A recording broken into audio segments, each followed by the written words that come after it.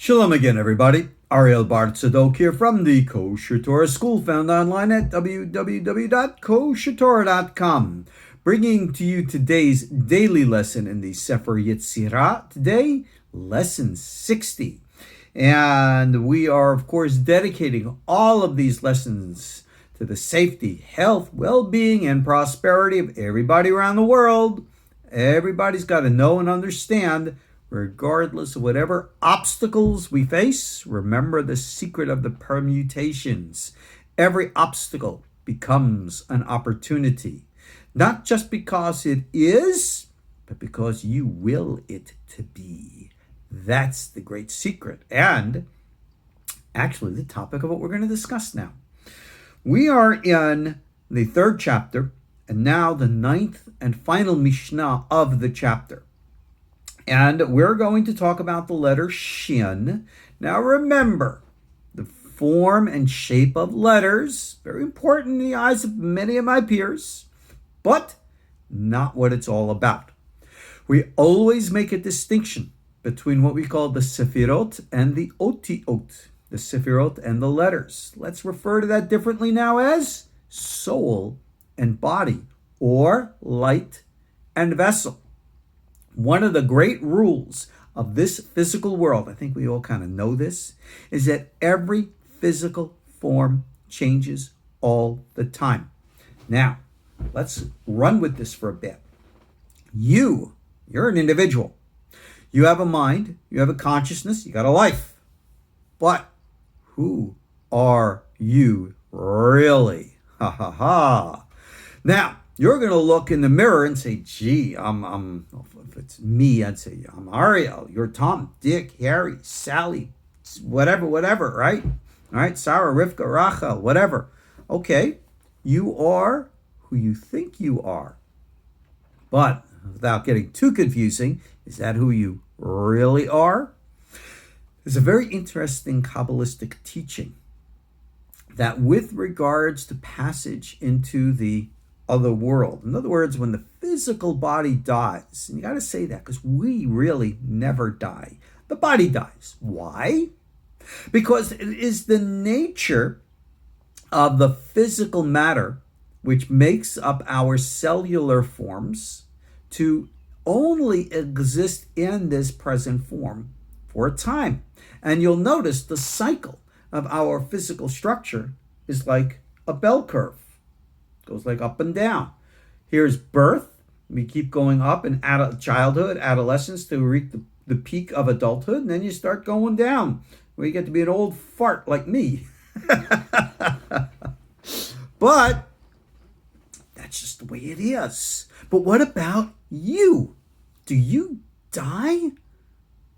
That's a thing. Oh no, I'm going to go to heaven. I'm going to go to hell. No, you're not going anywhere. Do you know where you're going? You're going back to where you came from. Your perceptions of that are going to change too, based upon your consciousness. Your consciousness is what you really are. Your mind, your thought, your soul, they're really one and the same. Now, this is important to understand because Shin is the foundation of mind. And without understanding mind, how are you going to understand Shin? Remember, Shin's the form. But before I can explain to you the form, you got to understand the essence in the form. Mind, thought, you. Close your eyes, you think, right? That's you. But who are you, right? You are not Abraham, Yitzhak, Yaakov, Tom, Dick, Harry, right? You're not just Sally, Deborah, or Sue. You are a soul. A higher monad, individual expression of consciousness. But as an individual expression of consciousness, you're part of a greater whole. You are like the cell in a body. Do you know your true self? Do you know your true identity or your true name? When you were born, your parents or somehow else, you got a name. My name was given to me when I was born by my parents.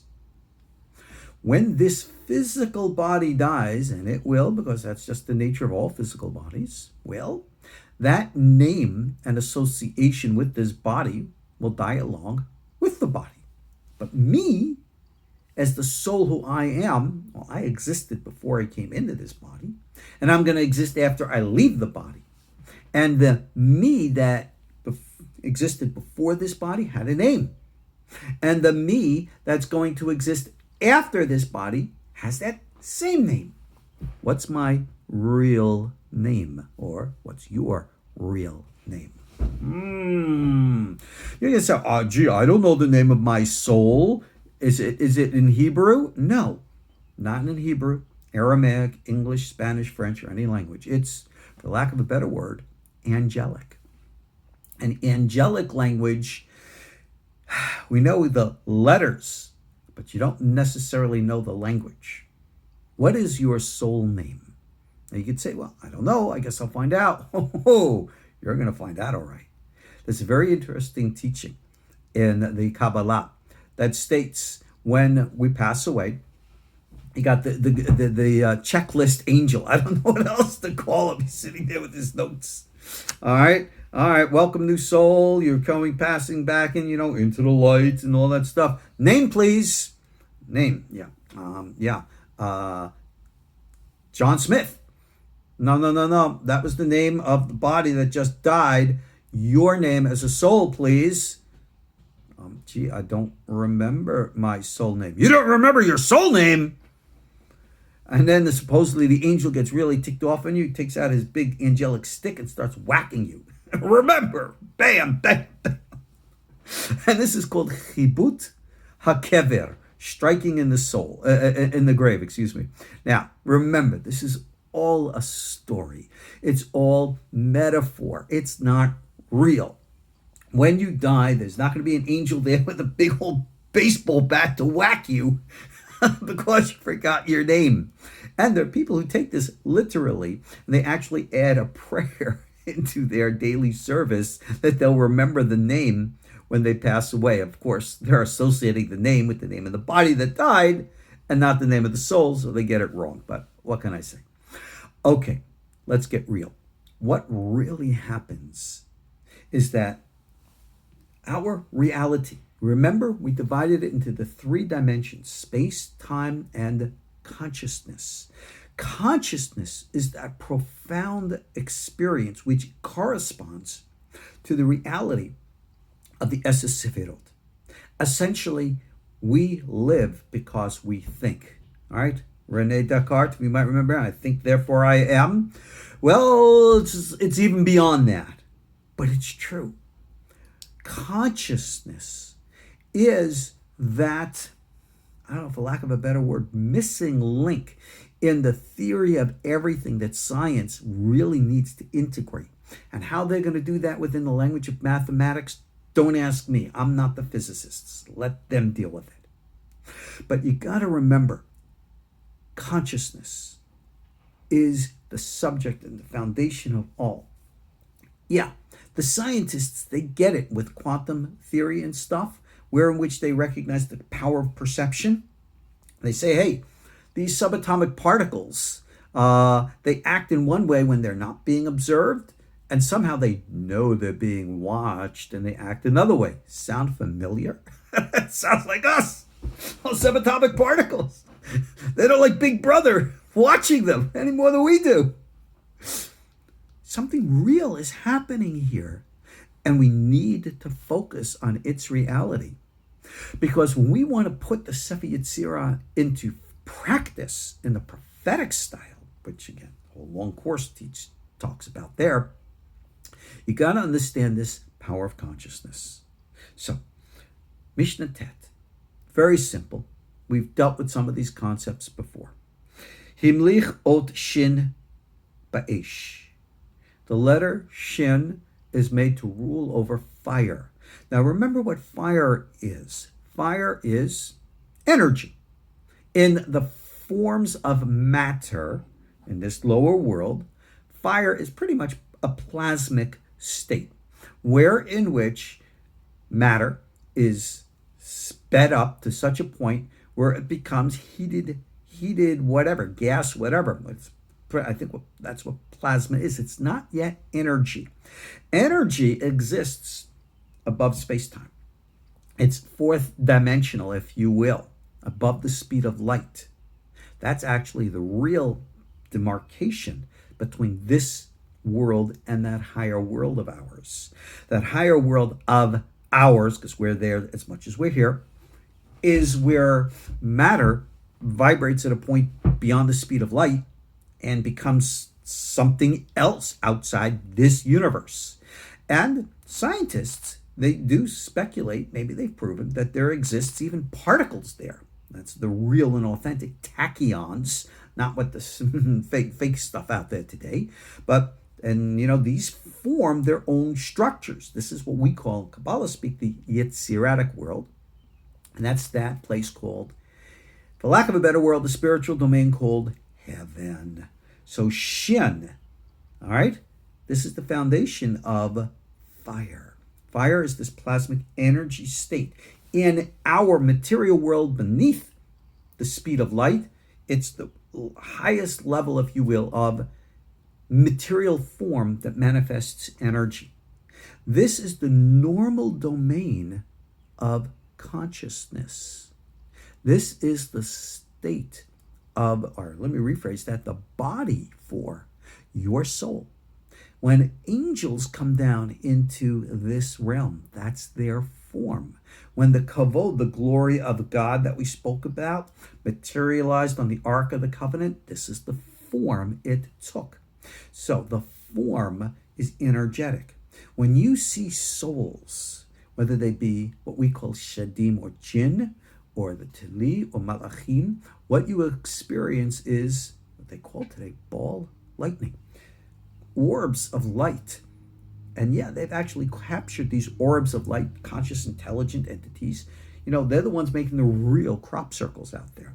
And when they are going to approach you, you approach an orb. Here's the orb. It's in my room here. I say, hi, orb. The orb says, ooh, ooh. No, the orb doesn't say, ooh, ooh, ooh. It's going to project consciousness into my mind, and my limited human mind is going to go into trance state, vision state, and see and perceive it in whatever form that my individual mind is able to receive. So, in religious terms, this is when people have religious visions. This is what happened with Ezekiel with his chariot. He saw the Merkavah. It says very clearly that it wasn't a physical thing. It was in the, in quotes, spirit. He was in that higher state. He was communicating with that in a different way and experienced in the description in a traditional, what we would define as Babylonian experience of the time. And I've said it many a time. And a lot of modern psychologists and Merkavah practitioners know from experience. When you experience the Merkavah today, don't look like that no more. Don't go looking for cherubim, with the big wings of lions and all the rest of that stuff. That's not how they appear. That is the subjective expression. When the Shin of fire, the plasmic form which embraces mind and consciousness, it says that we apply to it its crown, we mix things up. In other words, we're forming the different constructs. And it says, Tzar behem ish shamayim ba'olam, that in the world, space, it creates heaven. I thought heaven was outside the world. In this domain, all right, in this physical domain, you know how modern science recognizes and understands that everything in the known universe is only 5% of what the reality is. They say there's another 25%, which they call dark matter, and then the rest is what they call dark energy. Dark, not as in bad Darth Vader stuff, but they don't know what the heck it is. Well, in our Kabbalah speak, we call this the other domains of this material world called Asiya. And the material world made up of these elements are of other permutated forms of the elements. Now, a student once asked me, if we have all these other worlds, where exactly are they? People think that you're going to look in the Hubble telescope somewhere out there. No. I'm sure you're familiar with the concept of atomic structure. You learned this in high school, right? Here's your atom, right? You got the nucleus and then there's revolving electrons, and the distance between this atom over here and that atom over there is kind of like, so scientists don't yell at me if I'm not completely accurate, kind of like the distance between maybe this solar system and that solar system. And it appears to us as there is a lot of empty space out there in space. And we also interpret that there's a lot of empty, in quote, space between individual atoms. What's going on with all this empty space? Nothing's empty. In this set of atoms that make up our universe, you got one here and one there. But in between here and there, you got the other, in quote, atoms of whatever form they are, here and there, which are in between ours, and they form a second parallel reality right next to ours. And then there's the third one, and the fourth one, and the fifth one, and the sixth one. Some say these are the seven heavens. Some say this is the access to the seven earths. Some say there are levels of inner earth, which are physical, and others which are these parallel worlds. These parallel worlds, we normally ascribe a word to it like astral. But I remind you, they're still in this Asiatic world, in that 25% dark energy and 70% dark, 25% dark matter and 70% dark energy. That's where we go. Okay, that's all well, cool, and groovy. We call that heaven, or for that matter, it could be the other dimensions of you know what. And how do we access them? I want to go there. So I'm going to take the Hadron Collider and I'm going to zoom it up. I want to build it up 100 times more strong, right? Smash a hole through space and time and create a vortex. I want to slide into the parallel worlds just like in the TV show. Well, that may or may not work. I'm not the physicist scientist that I can comment on that. But I'll tell you, it's a lot easier way. Follow the Shin of Consciousness. Remember, the Mem, Hokhma, higher unconscious world. Okay, that's what operates everything down here. But the Shin is the power of the mind. In the Sephirot, it's between Hokhma and Binah there. That's that secret of the oscillating consciousness. And when we want to experience, and that's the word here, those other domains, we go through the meaning of the Shin. It says here that it created the heat in the year. You will find, don't ask me why this is true, but it is. It is much more conducive for spiritual ascent in the spring and summer months than in the fall and winter months. And that just seems to be true. Ezekiel's Merkabah vision was in the spring and summer months. Matan Torah, again, in the spring, close to summer months here. And that just seems to be the way it is. And of course it says Rosh, in the consciousness, it's in the head. So these are the parameters, the boundaries of consciousness corresponding to that which we call heaven. So essentially, right now, at this very moment, our souls, that part of us, remember we said that comes into the body? Well, not all of it comes into the body, just a little itsy bitsy pinky going into the water. That's why that's not the whole you. That's why you always get a feeling you're so much more, because you are. There are parts of you right now in that other atomic world, in the dark matter world, in the dark energy world, and in higher domains of consciousness. You're right there right now. Well, gee whiz, how do I get access to that? Oh, thank you for asking. How do you get access? How do you remember your name? That's what meditation is about. Not just feeling good, relaxing. You want to feel good, relax? All right, go have yourself a moonshine. It's a Tennessee. That'll make you feel good. No, God's my witness. I've never drank or been drunk in my life. I always tease about the moonshine, but that's all that it is. But anyway, getting back here. The meditative process, the opening of the mind through the intellect start, because that's what the Shin is all about, the crackling of fire. And on that note, another cliffhanger. We'll pick up and continue on this in our next class, and God be willing, conclude the chapter. So check out the meditation courses that I have here in the notes. Learn these things, not just to stick up here in your mind, but remember from your mind to reach out to the greater universe. Experience for yourselves.